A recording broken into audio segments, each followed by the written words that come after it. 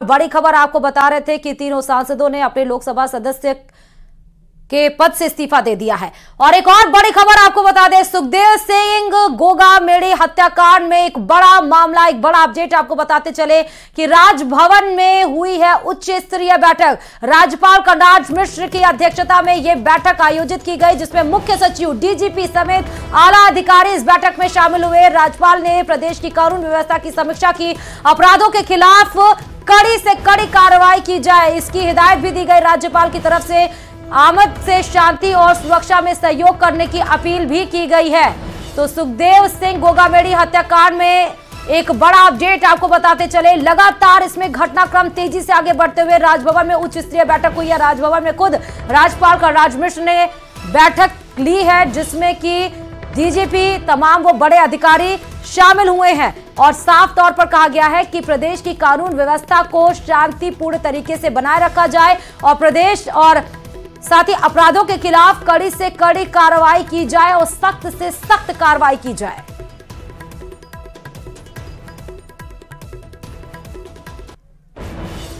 तो सुखदेव सिंह गोगामेड़ी हत्याकांड में बड़े अपडेट आपको बताते चले। मुख्य सचिव, डीजीपी समेत तमाम आला अधिकारी इस बैठक में शामिल हुए। राज्यपाल कलराज मिश्र ने खुद राजभवन में यह बैठक ली। इस खबर पर हमारे संवाददाता सौरभ जुड़े हुए हैं। सौरभ, गोगामेड़ी हत्याकांड में हर पल घटनाक्रम तेजी से आगे बढ़ते हुए एक और बड़ी खबर है कि मुख्य सचिव, डीजीपी समेत तमाम आला अधिकारी राजभवन में कलराज मिश्र से मुलाकात की है, तमाम हिदायतें दी गई हैं। अंदर की अहम जानकारी आप बताइए सौरभ।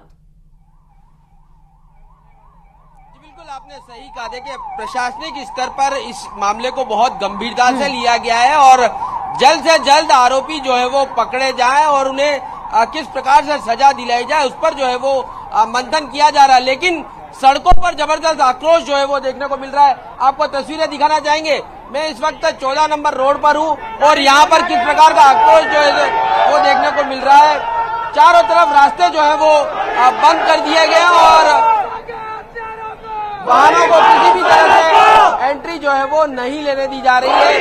सड़कों पर तमाम आक्रोशित युवा जो है वो बैठे हुए, सड़कों पर टायर जो है वो जलाए जा रहे हैं और ट्रैफिक जो है वो पूरी तरह से बंद कर दिया गया। तो ये आक्रोश जो है वो 14 नंबर रोड पर देखने को मिल रहा है और जबरदस्त आक्रोश इस वक्त तमाम लोगों में यहाँ पर देखने को मिल रहा है। देख सकते हैं आप ये तस्वीरें, किस प्रकार की तस्वीरें हैं। ये 14 नंबर रोड है और यहाँ पर सुबह से ही लगातार नारेबाजी करते हुए ये युवा जो है वो नजर आ रहा है। उनका कहना है कि इस मामले में तुरंत कार्रवाई जो है वो होनी चाहिए। ये बात जो है वो देखने को मिल रही है। आपको सड़क के दूसरी तरफ का रास्ता जो है वो दिखाने की कोशिश करते हैं। सड़क के दूसरी तरफ का नजारा किस प्रकार का है, वहां पर भी जबरदस्त आक्रोश जो है वो देखने को मिल रहा है और सड़कों पर जो है वो पूरी तरह से एक वाहनों के जरिए एक बैरिकेडिंग जो है वो कर दी गई है।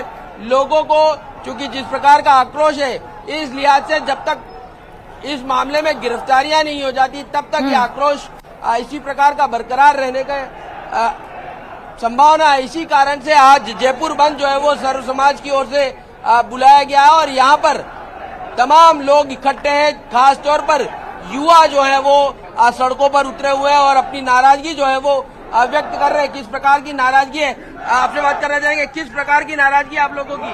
सर, राजपूत समाज के मुखिया जो 36 कौम की हमेशा बात करते थे, सुखदेव सिंह जी गोगामेड़ी, उनकी कल घर में घुस के जिस तरह कायरपूर्ण निर्मम हत्या करी गई है, उसके विरोध में आज राजपूत नहीं, सर्व समाज के द्वारा, सर्व समाज के साथ हम यहाँ खड़े हैं। सर्व समाज के द्वारा ये राजस्थान बंद का ऐलान किया गया है और राजपूत समाज, सर्व समाज, संपूर्ण इस राजस्थान की इस प्रशासन को हम चुनौती दे रहे हैं कि आप जल्द से जल्द उन हत्यारों को पकड़े, वरना ये जो राजस्थान में आज 4 टायरों में आग लगी है, पूरे राजस्थान में आग लगने की संभावना है। सौरभ, जो लोग प्रदर्शनकारी हैं उनको ये बात बताइए कि उच्च स्तरीय बैठक प्रशासन की तरफ से चल रही है। कलराज मिश्र राज्यपाल खुद इस घटनाक्रम में उतर चुके हैं।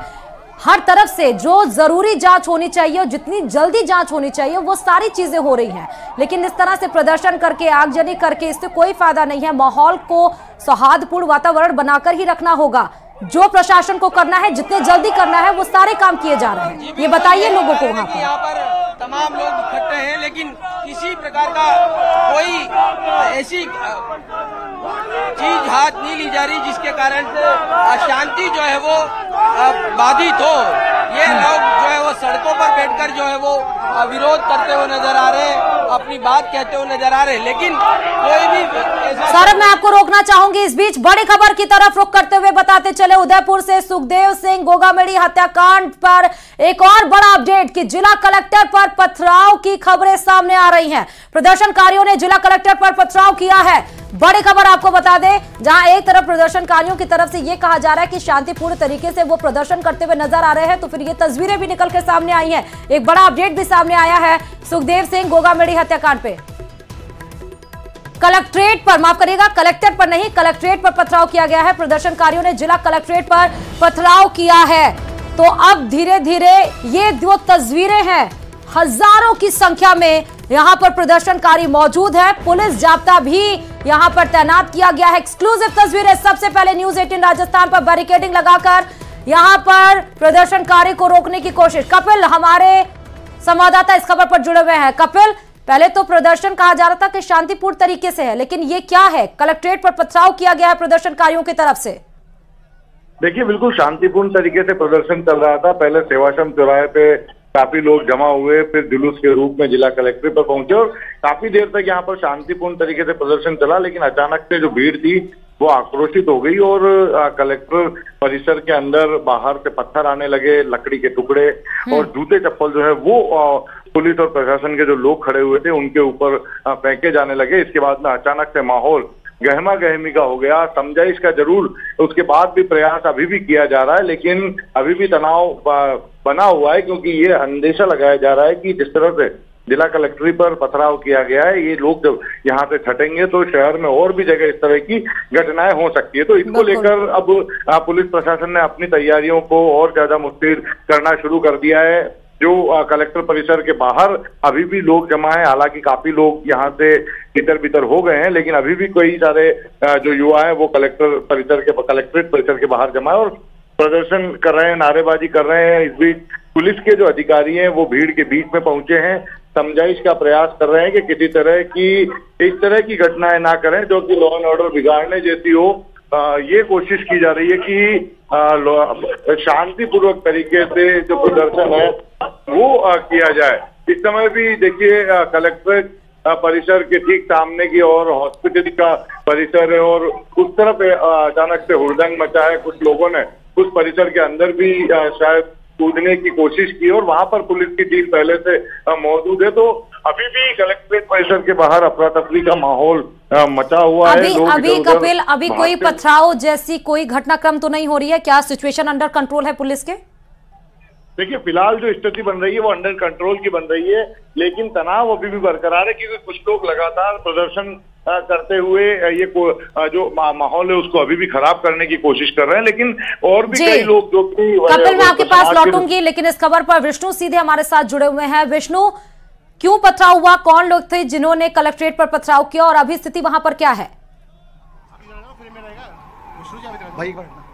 देखिए, अभी बड़ी खबर एक बड़ी खबर आ रही है कि जयपुर में मेट्रोमॉस हॉस्पिटल में रैपिड एक्शन फोर्स की टीम को यहाँ पर बुला लिया गया है। चूंकि लगातार हजारों की संख्या में लोग मेट्रोमॉस हॉस्पिटल के बाहर रैलियां निकालते हुए इकट्ठा हो रहे थे। यहाँ पर कई रैलियां जो यहाँ जयपुर से पहुंच रही थी, जयपुर के कई हिस्सों से। उसके बाद अब रैपिड एक्शन फोर्स की टीम को, एक बड़ी कंपनी को, आप देख रहे हैं पीछे की तरफ 3 बसें यहाँ पर रैपिड एक्शन फोर्स जो कि सेंट्रल की एक पैरामिलिट्री फोर्स होती है और कहीं ना कहीं लॉ एंड ऑर्डर को मेंटेन करने के लिए ये फोर्स को यहाँ पर बुलाना जरूरी था।